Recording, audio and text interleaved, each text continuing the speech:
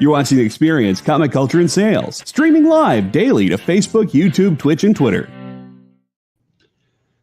So Kyle has a superpower. I don't know if you guys know this. And his superpower is, you know what an earworm is, right? So it's that song that gets stuck in your head and it's there going on and on and on until eventually you have to listen to the song or find another song more annoying to get it out of your head. Kyle has this ability, destructive ability. He'll come in and he'll tell a joke that is so bad that it just vacates any thought you have from your mind to the point where you don't even know what you were thinking about, don't know what you're supposed to be doing. It's like an EMP for creativity. He just throws this joke out there right before I'm supposed to come on the air and do the cold open. And it destroys every other thought I had. I don't know how he does it. It's not a good thing, you know?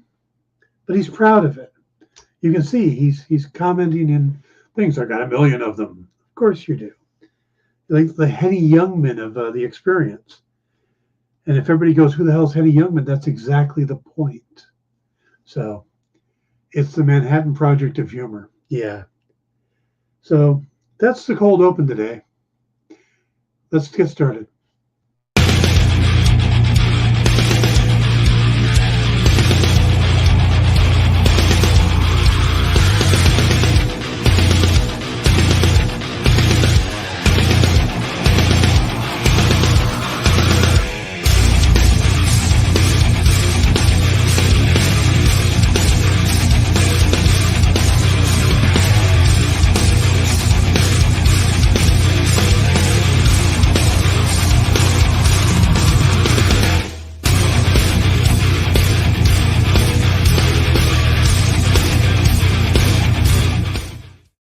Hey everybody, welcome to the Dan Wickline Show here on The Experience. It is Tuesday. Yes, it is actually Tuesday. I know that's going to throw a lot of you off. It threw me off too. It's Tuesday, May 30th. We got one more day left in this month, and that happens to be Free Comic Book Day tomorrow. But yeah, so I hope you all had a great holiday weekend. I hope you did some fun stuff. Me, I ended up going up to the high desert, visiting Lisa and going to her son's graduation. I've known Braden since he was 5. They showed up. It's 13 years ago, 12 years ago. They showed up at my house to go swimming, and this little kid running around, not saying a word to me, would end up becoming one of my best friends. The kid's great. Love him to death. I don't have a kid of my own, but he and his sister are like unto children to me, And went up and was there for his graduation party, and it's just weird to see somebody from 5 years old suddenly 17 years old and towering over his father. He's still shorter than me, but I'll give him credit for towering over his dad. Smart kid, too. So that was the main thing I did for the weekend. Other than that, I painted some more minis. We will get back into doing some more on Warhammer. I just wanted to get some of my army actually built. Doing some new techniques and stuff. So they're coming along. If you get up close, they're not great, but they're what's considered battle ready, which is they look good from a distance. And I'm okay with that. Still got some touches to do on them. Still, I'm about halfway through my initial army, so have to get that finished up so I can actually start playing when my nephew gets back from Italy. Yeah, my nephew went to Italy on Saturday, and then I wake up Sunday, and there's all the reports of the waters in Venice turning neon green. And I texted him, "What did you do?" He didn't get it, but I thought it was funny. So who's all here today? Let's take a look. We got Triple B driving home. We've got John. We've got JD the artist. Very cool. Good to see you guys. We're going to jump into this today. We got a few things to do today. We're going to talk about the original Avengers movie because I rewatched that. I've got some key Avengers issues for you guys. It's amazing all the stuff that happened in just the first 25 issues of the Avengers. And I've got some news for you guys. Also, we got our normal Tuesday lineup of in stores this week coming up right after this, and then Minute to Skim It. Mint Hunter is not on tonight because he's on his honeymoon. So congrats to James. And I will not be on in stores this week because I had to help my mother this morning, which took away my time to actually read the books. So it'll just be Jay and Kyle, unless they've roped anybody in to come with them. So, but there's some good books. I actually am going to be reading some of those on my own. All right, let's jump into the news. And let's see, we got, I'm going to start this off, a new sample page from, oh, hey, Ed, good to see you. I was worried about you. Didn't see you there. I thought, where's Ed? So, a new sample page from the upcoming Marvel Studios' The Marvel Cinematic Universe, an official timeline book, gives us a more definitive look at exactly when She-Hulk Attorney at Law takes place. Now, according to this image, the series starts in 2024 and ends in 2025. Now, this puts the events about a year after Avengers Endgame, chronologically. I know Avengers Endgame was quite a while ago now, but, you know, because Avengers Endgame was supposed to be after the 5-year jump, 2023. So, and this is starting to establish that a lot of the things that we've been seeing in Phase 4 and now going into Phase 5 all happen around about the same time, like they're all happening simultaneously, which could explain some of the complaints that people are having, like, you know, how is it there's a giant celestial head and hands sticking out of the earth and nobody's talking about it? Well, they did mention it in She-Hulk, but it's possible that that's happening around the same time as these other shows, because it seems like what they're trying to do is condense everything in Phase 4 into the same time period in Phase 5, so that by the time we get to stuff like, you know, the Avengers movies in 2026, chronologically in the movies, it'll also be 2026. I think they're trying to catch up on that 5-year jump so that things are happening in the same time. Not just my speculation, but I think it's a viable one. So, all right. Now, going on to another Marvel project, an upcoming one. When she was speaking to Vanity Fair, Patti LuPone basically told us what the episode count's going to be for Agatha Coven of Chaos. She said that that all 9 scripts for the show were written before they started filming. And this might have been a question having to do with the writer's strike and will it slow them down? But she said that all 9 scripts were already done. But she's also a little worried about saying too much, because she's already kind of said, you know, talked about her role and some of her co-star stuff. But what she said in the interview was, well, I got in trouble. Marvel security said, Patty, no more talking. They were nice about it because they saw how enthusiastic I am about it. What are they going to say? I know they want to keep it under wraps, but they didn't yell at me, or he didn't yell at me. He had a big smile on his face and said, well, what do I say then? He said, you can say that security has asked you not to say anything. So don't expect many more leaks from Patti LuPone. And if they do happen, it'll probably be in song.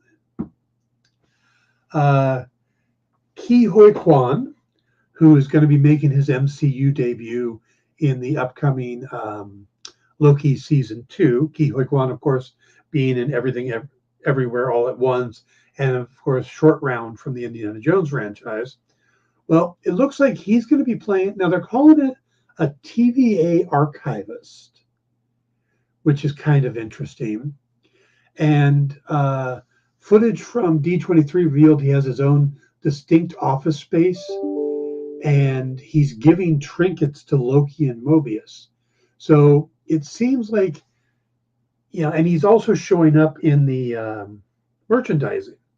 So the character is going to be a good sized character, but it sounds like, and what the rumors are saying, is that he's going to be playing kind of a version of Q from the James Bond movies.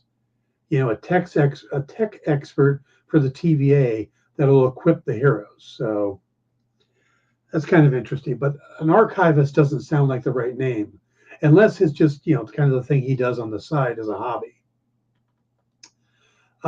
This is kind of interesting. The official Twitter account for Spider-Man Across the Spider-Verse has announced that Andy Samberg from Brooklyn Nine-Nine and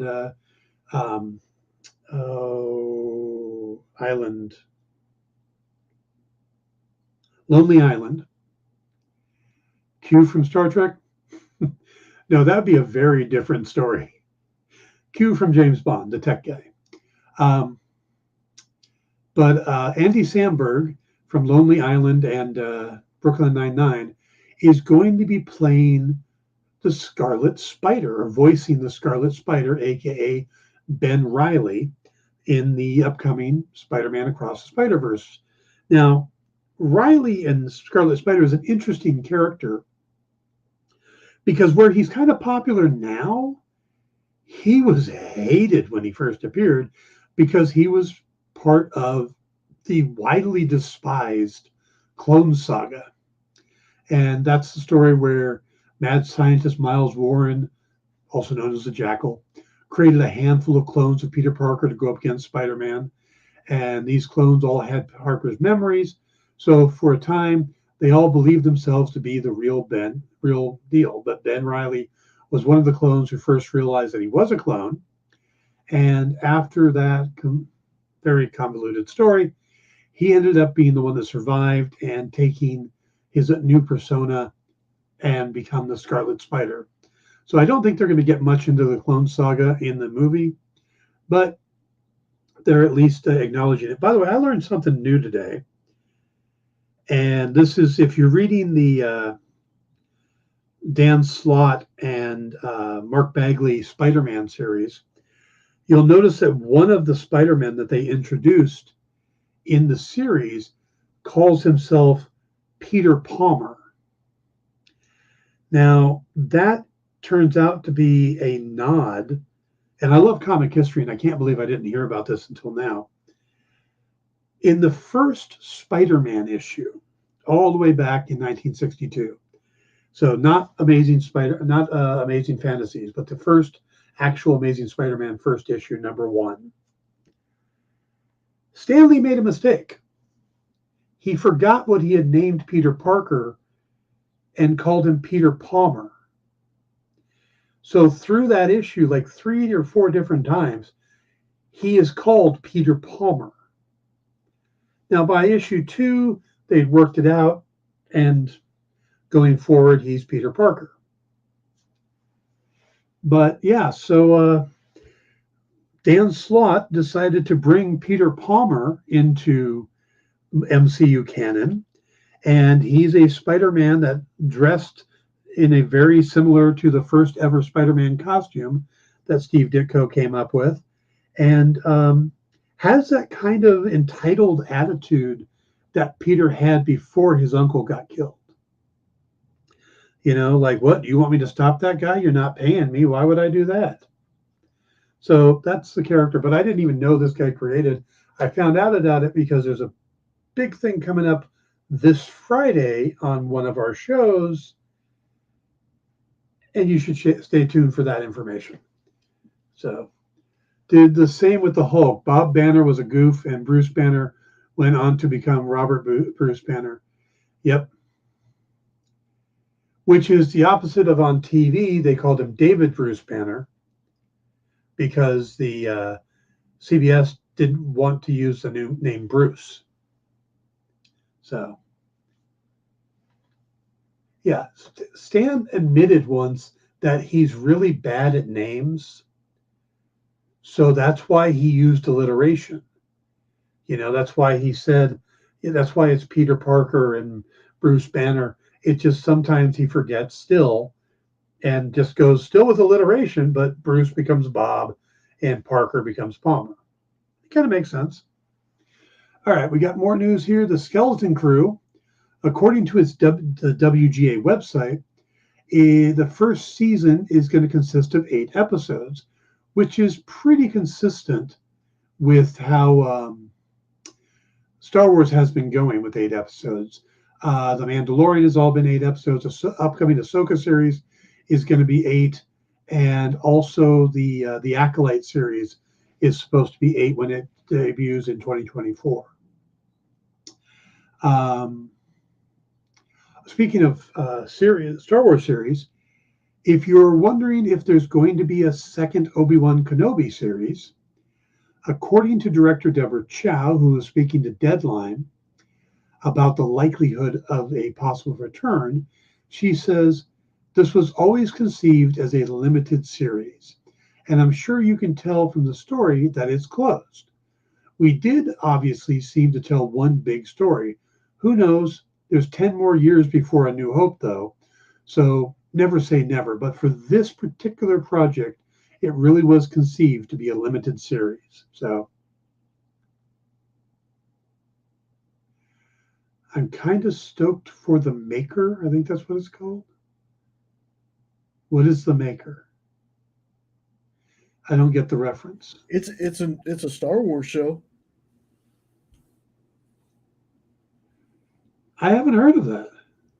I'll have to look it up, make sure it wasn't like a fever dream I had, but I'm pretty sure there was a show called The Maker.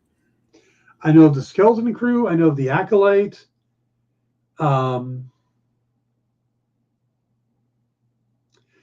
There's 3 movies lined up, but no, I don't know of anything called The Maker.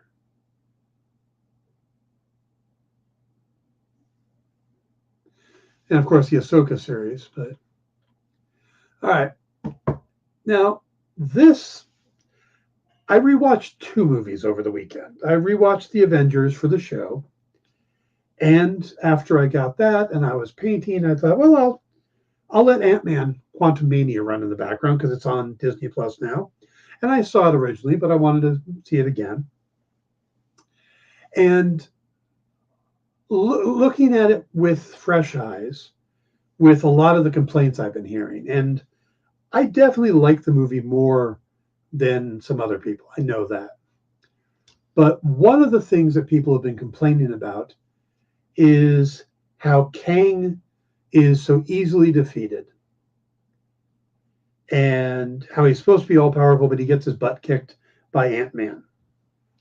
And I was thinking about that, and a couple things popped up while I was watching the movie. First thing, he's not really, his butt's not really kicked by Ant-Man. His butt is kicked by ants who have evolved over thousands of years.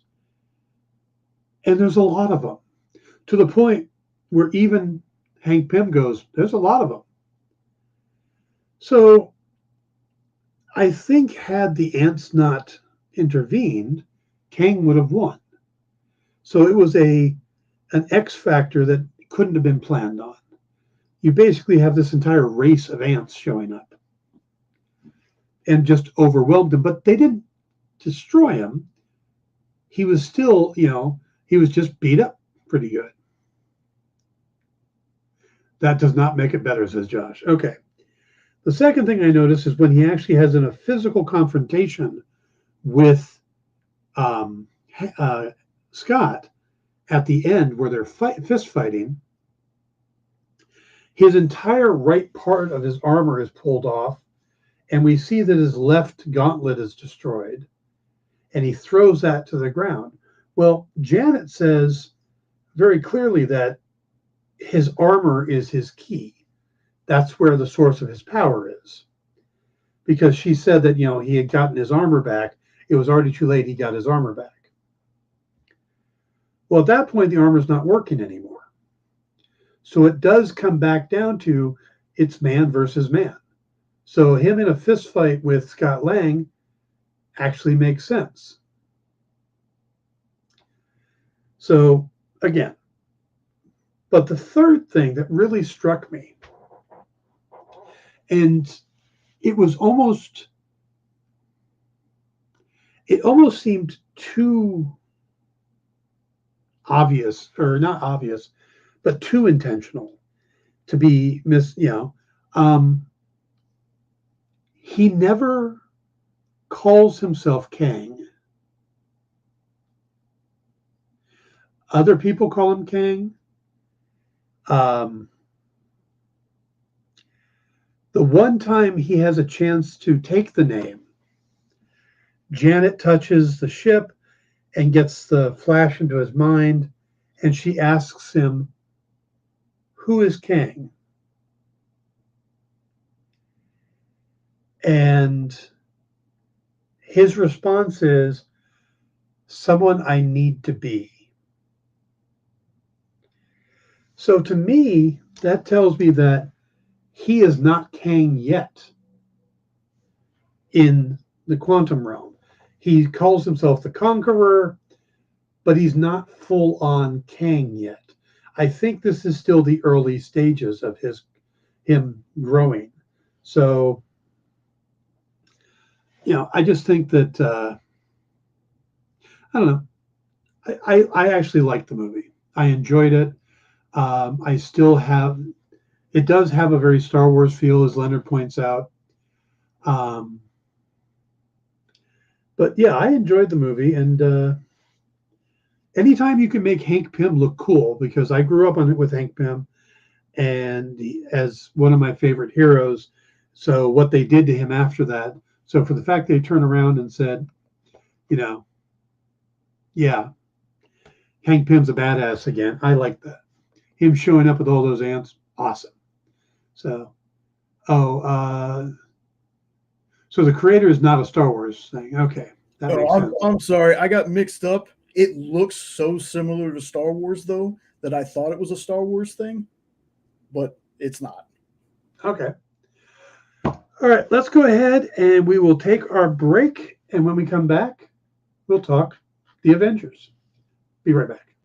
Imagine being at a convention and going to an interview panel that's just for you.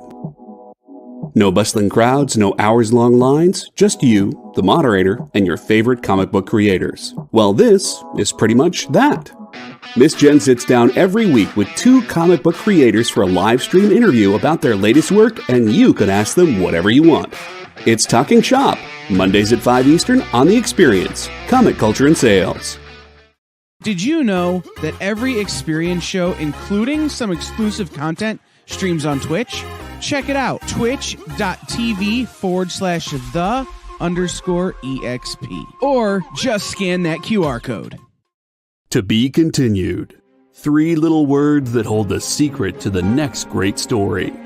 3 words that will thrill you, confound you, give life to new possibilities. Every variation of To Be Continued is a promise of adventure, a promise of excitement, a promise of unseen wonders and unexplored worlds, a promise that every issue you read makes you a part of a never-ending journey, and behind every page there will be an unopened door waiting for you. This story to be continued at your local comic book shop today. Visit comicshoplocator.com today.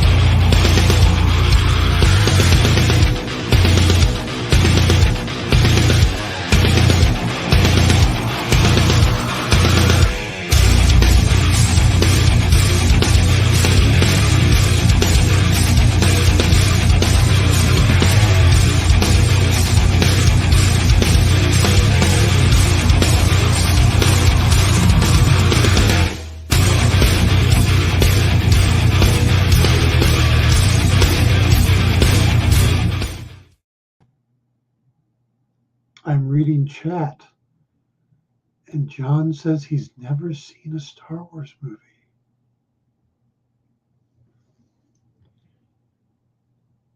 That just kind of blows my mind because it's just such part of pop culture.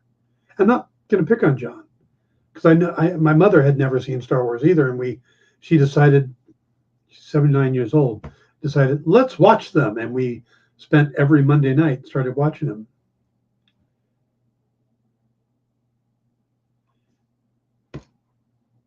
So yeah, JD says I envy John at this point, and he might mean that one of two ways. He might mean that they've been such garbage lately that he would have been better off not seeing them, or he might envy him like I do, that you could sit down and watch them all and enjoy them. Just dive in fresh. John, you could actually. Well, no, you. I doubt that you've lived long enough to not to know the Darth Vader secret. I don't know if anybody does. You think there's anybody who doesn't know the Darth Vader secret? Maybe some monks, some Sherpas over, climbing the mountains. I don't know, but wow, it's just the Amish. The Amish may not know the Darth Vader secret. You're right. Though that Rumspringa,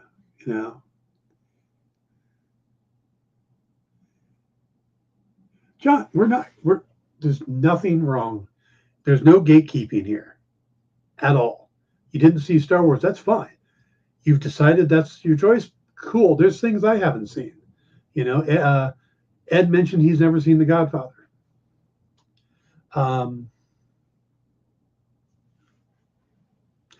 There's movies that I haven't seen either. I'm not a big horror fan, so I skip a lot of the horror movies.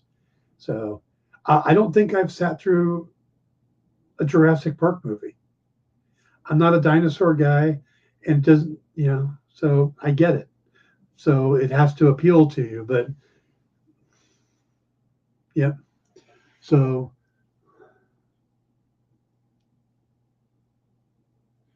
I didn't see what Jay says. Oh, love both Castle and all are welcome here. Yeah. Yeah. So no worries, Jay. No worries, John. You can hang out. That's my new thing. Anytime I need to say somebody's name with a J, I'm just going to say Jay because it seems to be my new thing. I did that during the Popco the Writers thing too. I said Jay was joining me when it was Jim. So, all right, let's talk about the Avengers. The thing that I look at the Avengers movie and think is, how the hell did this work? All of the movies up to that point had very different feels about them. Iron Man was a straightforward sci-fi type movie. Sci-fi hero. Thor was more of a fantasy movie. Captain America was a war movie. And Hulk had elements of horror. And they brought those together along with two characters that they had created in other series. And they put it together with a writer with Joss Whedon, but Zach Penn is the guy that scripted, they're the two that scripted it. And I went back and I'm like, well, what has Zach Penn been doing? And you look at some of the things that he's written in the past and you go, how did he get more work? He wrote the Elektra movie with Jennifer Garner. He wrote X-Men: The Last Stand. Neither of those are, what's the word I'm looking for? Good. But to his credit, he went on, he wrote the Hulk, or the Incredible Hulk screenplay. He then wrote the Avengers. He's gone on, did the bunch of episodes of Alpha, and he wrote Ready Player One and Free Guy. So he's kind of turned the corner. And then I looked for upcoming projects, and I didn't know this was even in development, but supposedly he's working on a script for Rom the Space Knight.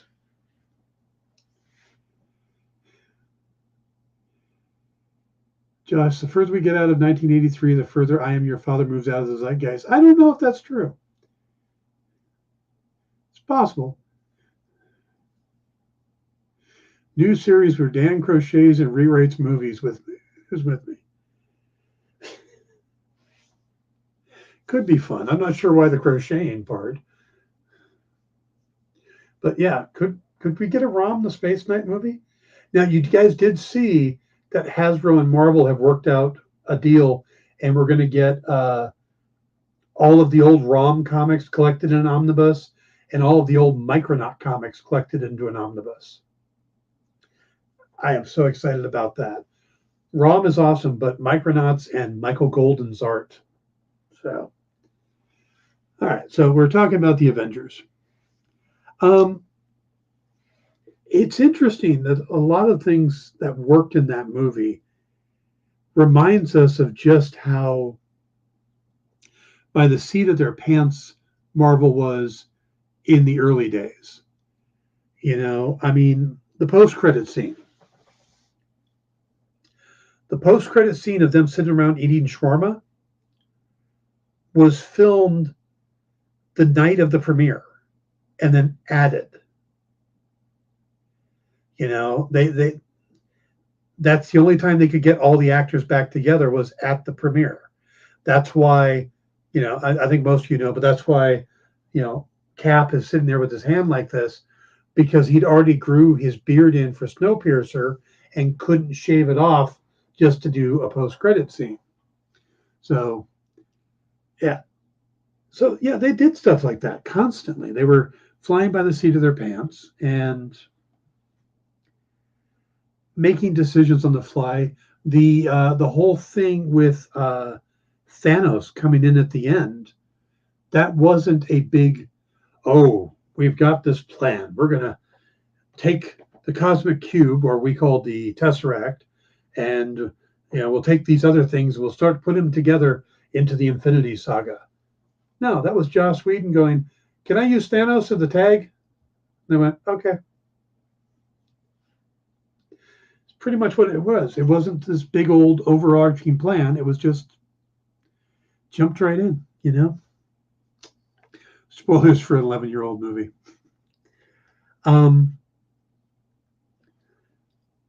But it's a very unique movie in that it really does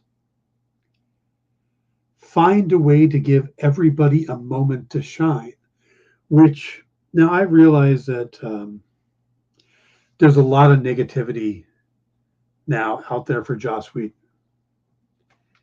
And yes, I get it. But I'm going to devoid myself of that just to talk about this movie. Whedon has the ability to give every character its moment in the sun, which is rare. Most of the time, and even in the later Marvel movies, you get character. Well, we're just talking about Ant-Man. Ant-Man and the Wasp: Quantumania. Everybody gets their moment to shine. Not so much. The Wasp character is seriously underused. Hank has his moments, but he's not used that much either. It becomes a Scott, Cassie, and Janet movie. You know, and I know a lot of people were upset because they didn't have Lewis and the buddies from there, and we only had like a glimpse of Jimmy. Well, you know, and the Cassie's mother and stepfather weren't in it. They had a hard enough time finding space for everybody in the movie. I couldn't imagine them working them in and making it any good.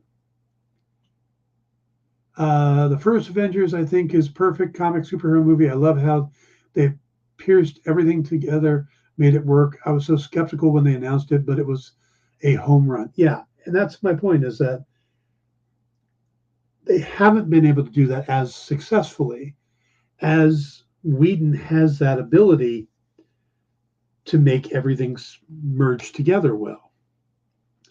You know, Natasha has her moments of dealing with the Hulk, fighting Hawkeye, uh, going after the scepter, and then Hawkeye gets his moment. Now, Hawkeye gets flipped, and that was partly because it became easier to make him one of the bad guys to give him screen time. I get that. So, but when he does come back around, he gets some good moments too, like being the eye in the sky and, you know, passing on information and kind of running, you know, the scout guy. And I find it kind of interesting how quickly they kind of all fell into their natural roles. You know, Cap became the leader. Hawkeye became, like I said, the scout. Iron Man kind of became the heart of the team, the rah, let's go. So it's just interesting how everybody just kind of fell into place. And I don't know. I think there's some really good things going on in the movie, which is why it did so well. But it's a very complicated movie because not only are you bringing in these characters from, you know, 4 different characters from 4 different movies, adding in 2 additional ones, adding in Nick Fury and Maria Hill and Coulson from Iron Man. And you're putting all this stuff together, but you're still able to make a commentary on government secrets and building weapons in private and the idea that the government would nuke Manhattan if needed. And just, there's some pretty big concepts in there too. But then again, you come back and there are some of the cringe-worthy stuff from Whedon. Whedon's habit of needing to kill a character, you know, especially in a way that you don't expect.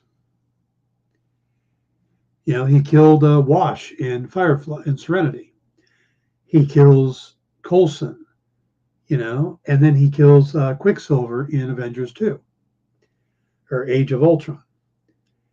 And it doesn't feel like, at least the one in the Avengers, Coulson's death seemed to have a purpose. It brought the team together. You know, it gave them that push to stop being individuals and work as a team. Quicksilver and Washes really felt like he was going, look, there's consequences. People might die. But the death didn't add anything to the story. At least with Coulson, it did a little bit. Ed said, I had never heard of shawarma before the Avengers. Immediately found a restaurant and tried it. I was pleasantly surprised, but now I can't eat shawarma without thinking of the Avengers. Ed, same for me. I had not heard of shawarma and ended up finding it and trying it and liking it quite a bit. The Mewling Quim line, yeah, that's one of the cringe things too. And he did another one in Age of Ultron where he talks about Prima Noctra, I think it is. And it's like, really? I don't know. It's on every corner in Glendale. I'm not that far from Glendale. Maybe I'll swing over and pick up some shawarma. Yeah, so he's got some cringeworthy lines, and he's got some lines that just don't seem to hold up the test of time, you know? So Whedon's not perfect in filmmaking, and we know the other stuff. And we see a lot of that in Justice League too. So, but that aside, I think this is probably the best one he did. Ultron had some issues. Yeah, the puny god line. Oh my God, that was so good. Yeah. And also, I do like there are so many moments we get with Loki that celebrates the characters. There's a perfect example. Cap's moment with Loki was in Germany, where he's trying to get everybody to kneel, and Cap steps up, and we get that quintessential Cap moment. We get the quintessential Iron Man moment when Tony goes in to get his new armor, and Loki's there, and he threatens him and has a drink, and we get the Black Widow moment when Loki is in the cell and gets him to give the information he doesn't mean to give. And then we get the Hulk moment where it's simply ba-dum, ba-dum, ba-dum, ba-dum. So in that sense, and then we get the Thor moment too, where they're talking on the hill right when he takes him out of the Quinjet. So each character has his moment to work off of Loki, which is in a lot of ways where he's kind of building up the characterizations by playing off of Loki. And I think that's interesting that he did that with all of them. Even Hawkeye gets a moment, but he's not himself. But I do find that interesting that it's not that often that the villain in a movie gets a one-on-one with every major character. He even gets one with Nick Fury. So Whedon's biggest crime is Alien Resurrection.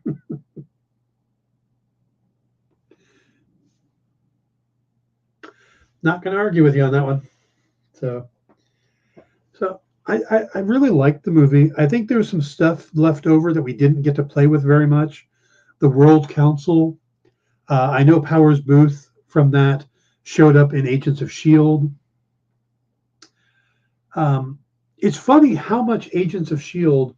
works well after the Avengers, yet Marvel didn't really acknowledge it. And then once we saw the ties between Marvel TV and Marvel Studios separate, they went crazier and Agents of S.H.I.E.L.D. got better. But Ed says Thor's best line in the movie, "Hey, he's my brother, but he's already killed 100 people in 2 days. Well, he's adopted." Yep. Yeah. Or the flying monkey line, and Cap's like, "Wait, I got that reference." So there really is it's a good script, and it's just amazing because I don't know of any other studio that was able to pull that off. DC hasn't had that luck. Can they do it? We're going to have to find out if James Gunn can do it, because Gunn does great with these ensemble pieces, Suicide Squad and Guardians of the Galaxy. But let's see what he's going to do with Superman. Let's see. I loved Agents of S.H.I.E.L.D. Am I the only one? Nope. I was a fan too. Watched all of them. Jay says, nope, loved it, especially after Winter Soldier. And Josh says, all the Netflix shows refer to the incident. Yeah. So Marvel Television was fully embracing that they were part of Marvel, the MCU, and MCU was like, no, you're not. I'm with him. No, you're not. So, all right, guys, let's go ahead and take our second break, and we'll come back with some key Avengers issues. Be right back. Comic Collectibles is here for you every Wednesday with AR Comics for two very important reasons: to sell you rare, one-of-a-kind comics that you'll love, and to confuse AR with old man talk. You see, Rex and John are, how should I put this, ancient as the roots of the mountains. So every week, Rex and John fill in AR in yet another area of pop culture that he missed because he's too young, just didn't have the time, or just really doesn't care about. It's a real public service they provide. Come buy some super rare and unique comics, while old men explain long-dead sci-fi shows to a younger man making that confused puppy face. Every Wednesday from 6 to 8 Eastern with Rex, John, and AR Comics. Comic Collectibles on The Experience. Comic culture and sales.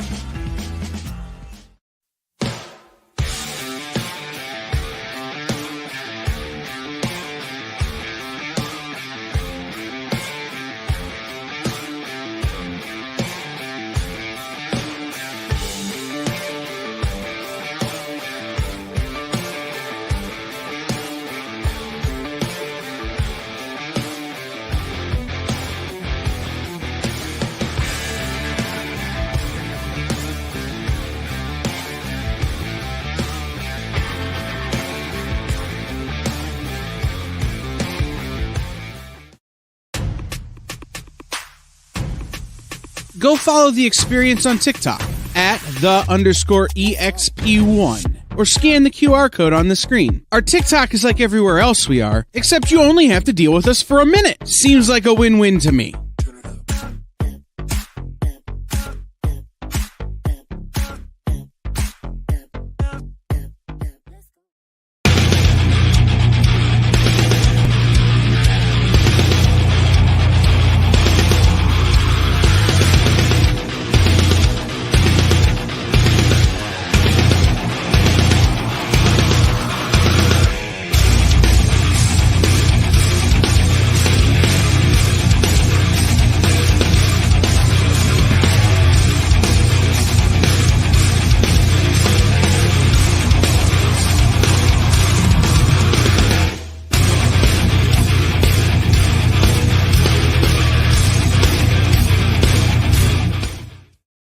Everybody, welcome back to the Dan Wickline Show here on The Experience.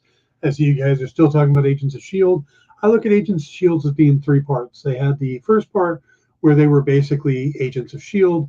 There was the second part where suddenly they became the Inhumans, and the third part where they went to outer space. Kind of how it broke down. But they did. The show got better when they kind of threw out. It's kind of like Legends of Tomorrow on CW. When the show tried to do the format that they created, it was like, it's all right. And then when they threw it out the window and just started doing crazy shit, the show got better. All right, let's hit these. By the way, hit the like and subscribe buttons down there, please.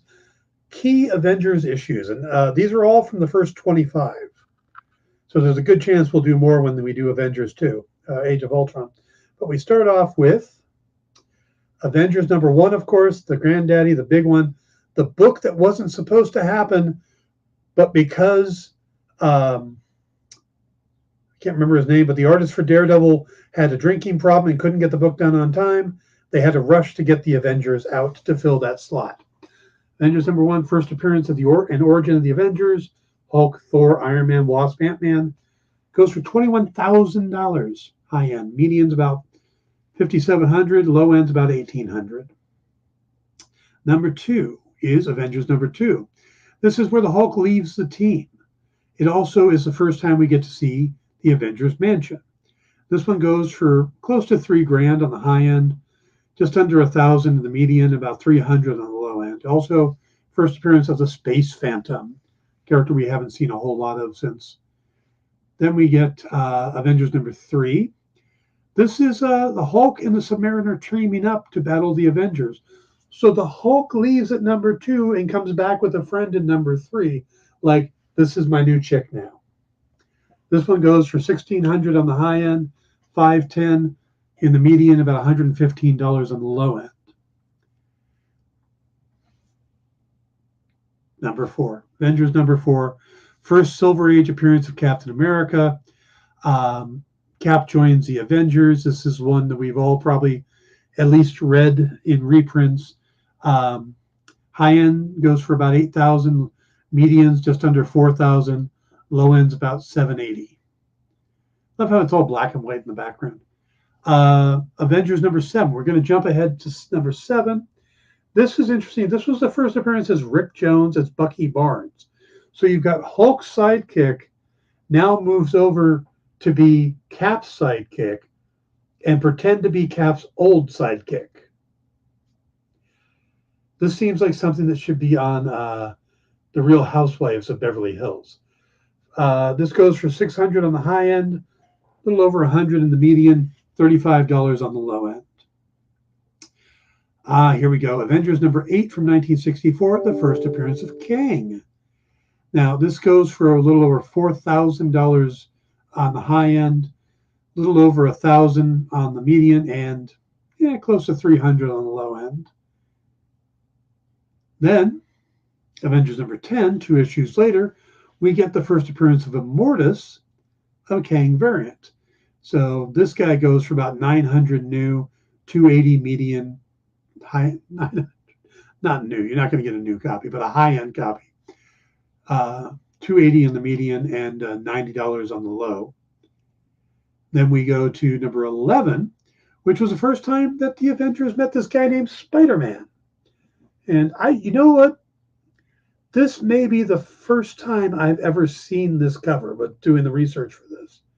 It's not a cover that I've seen. It doesn't get shown a lot, reprinted a lot. But it's Avengers number 11. It goes for about 1,400, about 500 on the median, 110 on the low end.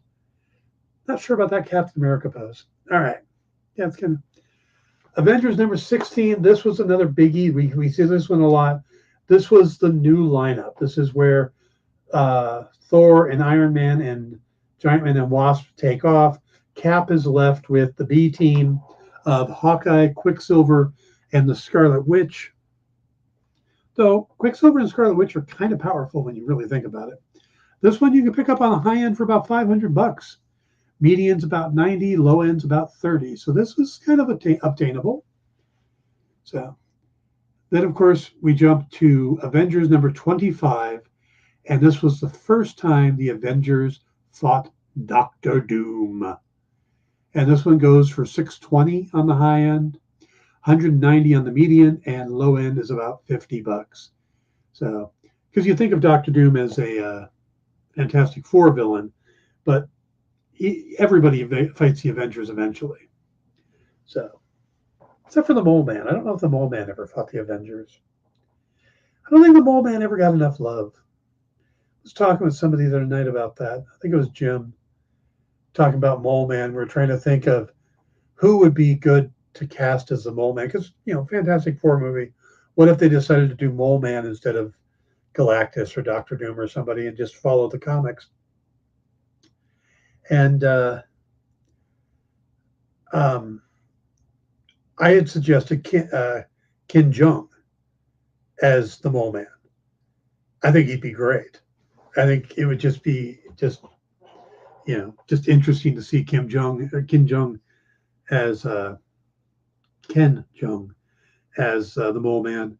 Of course, everybody always thinks Danny DeVito, but Danny's getting kind of old now. So, but yeah, Ken Jeong would be an interesting Mole Man. All right. Lineup today in stores this week with Jay and Kyle. I'm going to be stepping out because I haven't read the books. I didn't do the homework. Dog ate my homework. Minute to skim it. And remember that no Midhunter tonight as James is on his honeymoon. So he's out doing a different kind of collecting. All right. The rest of this week, tomorrow, speaking of the Fantastic Four, we are going to talk about what may be the greatest Fantastic Four run of comics ever. Now, I'm not going to tell you what the issues are or where I got the information, the suggestion. That'll all come tomorrow. But I want you guys to think about FF. What were your favorite runs? Is it Lee and Kirby? John Byrne? Jonathan Hickman? What were your favorite Fantastic Four stories? Think about that overnight and have them, because I'd love to hear what you guys are, and just have those in mind when I make my pitch for this particular set of books. Dog ate my PDFs, exactly. So think of that. And then on Thursday, I got a chance to finish Citadel on Prime, and I think we'll talk about it. It was a pretty interesting series. I know a few people that tapped out pretty early on after the third episode, but I'm glad I stung it, kept going, and it made a lot more sense by the time you get to the end. So, John says John Byrne easily. I actually did a book report on that run. Cool. You can find your book report, bring it in. You can read part of it, or you could type in part of it. Triple B, I hope you got home safely. Thanks, guys. Thanks for tuning in. Ed, John, Josh, JD, Triple B, Kenneth. I think I got everybody. If not, Leonard. thank you all. What? Leonard. Forgot Leonard. I always think of Leonard Part 6, the old Bill Cosby movie. You You guys seen that? It's really bad. And there's this horrible plug for Coke. Every time they plugged Coke in the movie so hard, he's like sitting on a couch with his arm resting on the back, holding a soda, talking to somebody, but it's turned label forward. And then there's a moment he's in the kitchen and somebody's shooting at him, and he opens a refrigerator door in this big kitchen to block the bullets, and the entire thing is full of Coca-Cola. Bad movie. Leonard Part 6. Glad I didn't see Part 1 through 5. That's it, guys. Go home.